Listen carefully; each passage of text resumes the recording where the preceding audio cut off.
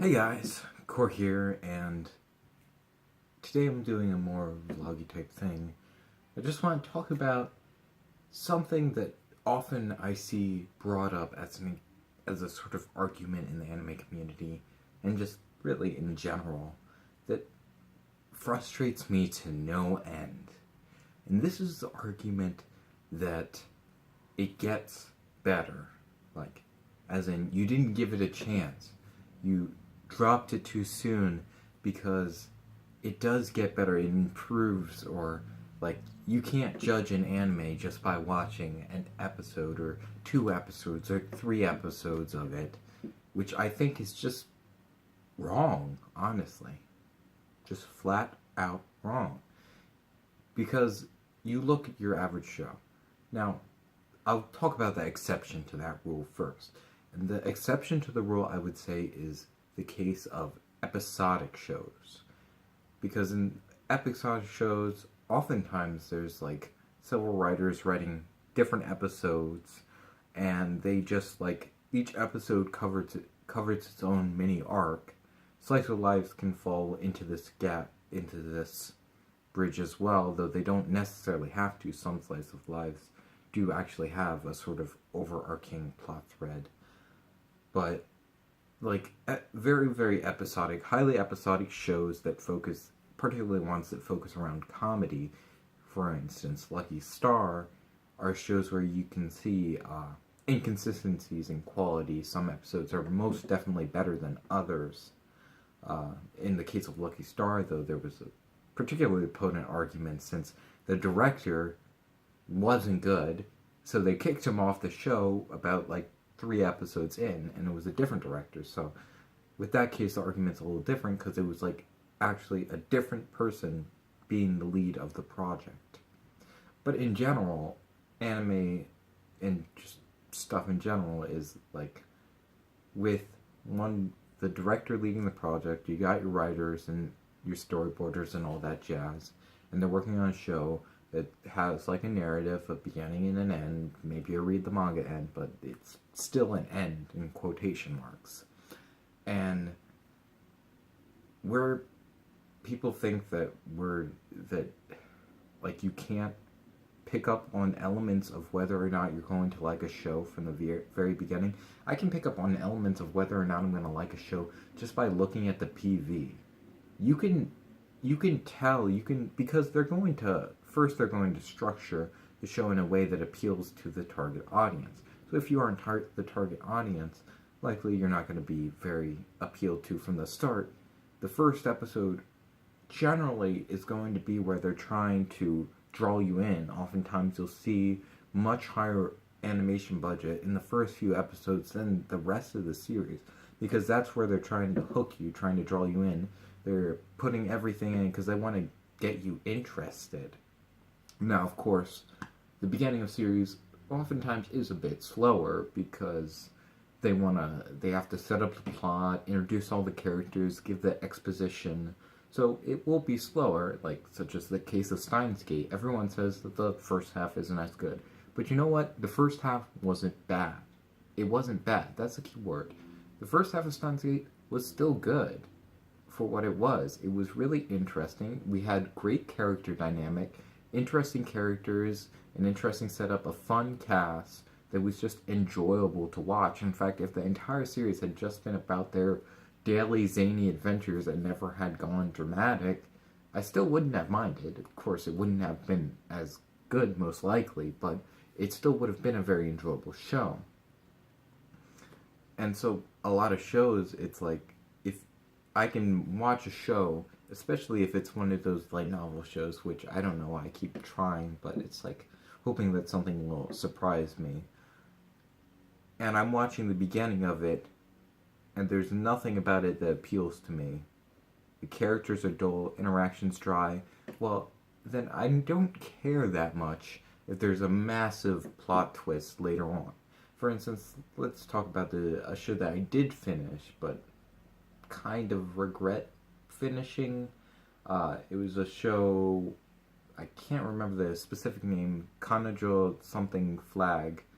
Basically, the premise of the story was this guy can see flags on girls triggering events and stuff. It was weird, random, just another sort of dumb harem. But then of course, it tries to be a little bit smarter and pulls out some drama and some plot twists towards the end. But you know what? It didn't really matter because I didn't care about the characters at all.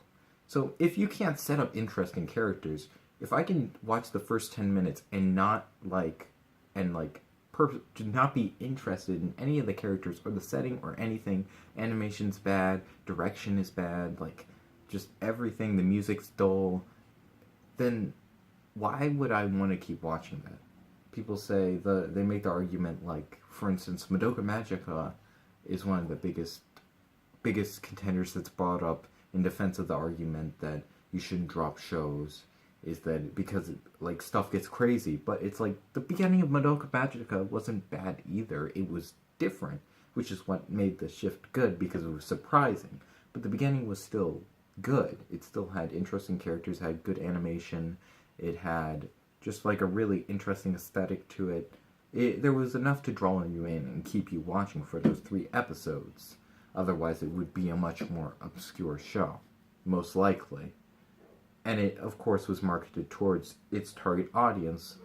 Well, its target audience to surprise, trying to make people think that it was going to be another cutesy magical girl show, and then it turned out that it wasn't.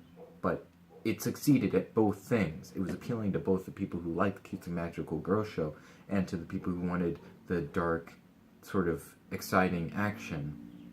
It succeeded in both departments, which is what made it popular most likely.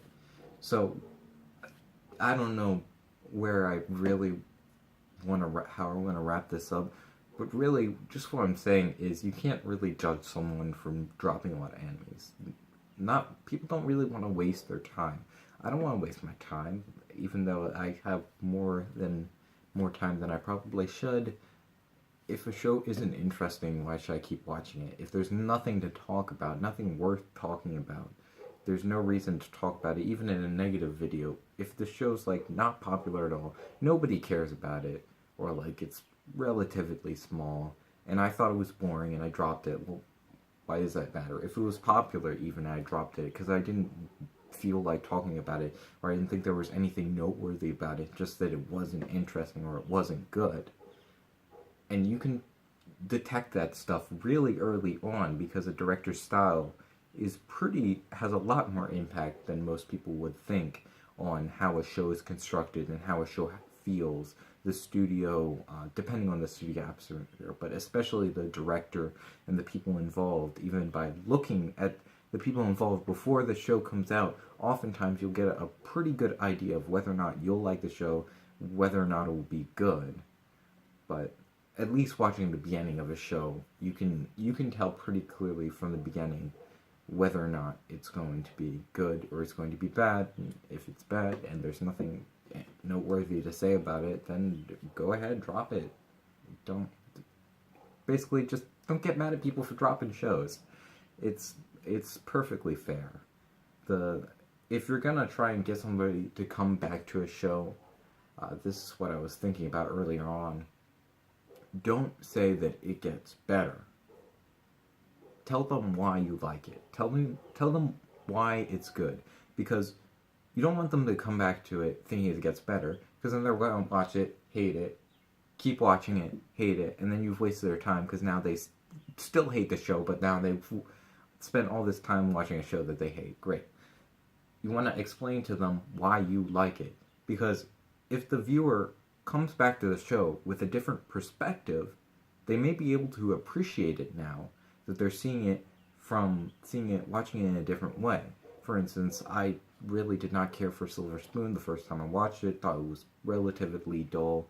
It just didn't really appeal to me.